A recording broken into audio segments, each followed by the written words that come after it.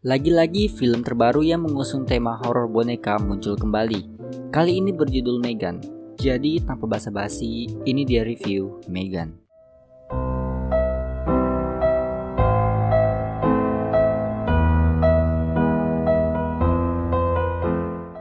Megan menceritakan sebuah boneka AI Android yang canggih dan mempunyai tugas untuk menjaga Katie yang setelah mengalami kecelakaan sehingga menyebabkan kematian orang tuanya.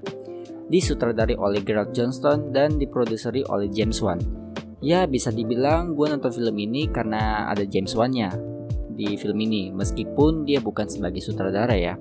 Megan dibintangi oleh Alison Williams dan Violet McGraw. Ya, secara umum film Megan tidak asing pastinya, tentang boneka yang meneror manusia. Kalau dari Hollywood, pastinya ada Chucky. Kalau di Indonesia ada Doll. Dan kedua boneka ini memang boneka biasa yang dirasuki sama entitas jahat. Berbeda dengan Megan, karena dia sebenarnya cuma boneka Android kayak AI. Secara premis, cerita bukan yang fresh dan mudah ketebak. Meskipun begitu, gue masih suka penceritaan yang dibawakan karena ada unsur robot boneka gitu, bukan kerasukan lagi.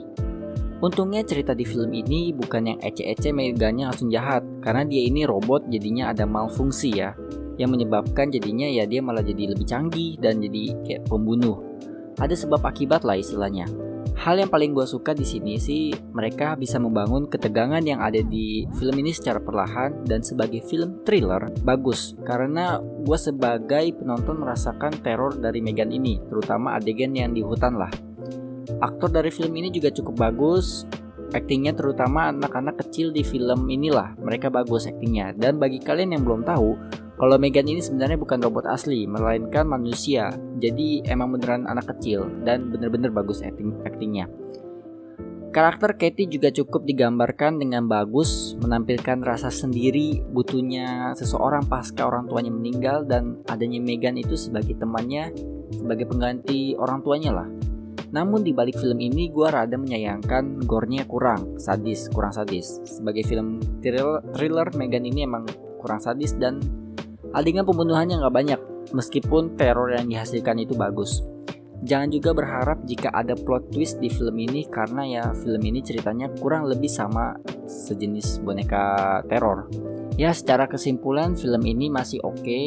Untuk kesan horor teror yang ada, meskipun gue bilang nggak sadis, bukan berarti anak kecil bisa nonton ini ya. Kesadisan orang berbeda-beda. Kalau buat anak kecil sih segini udah sadis.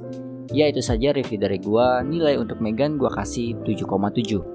Sedikit tambahan, Megan juga akan ada sequelnya di bulan Januari tahun 2025 nanti ya. Semoga aja nggak kena kutukan sequel. Jadi itu saja review dari gua. Terima kasih bagi yang sudah menonton, like, comment, dan subscribe. Gua Rakis, signing out.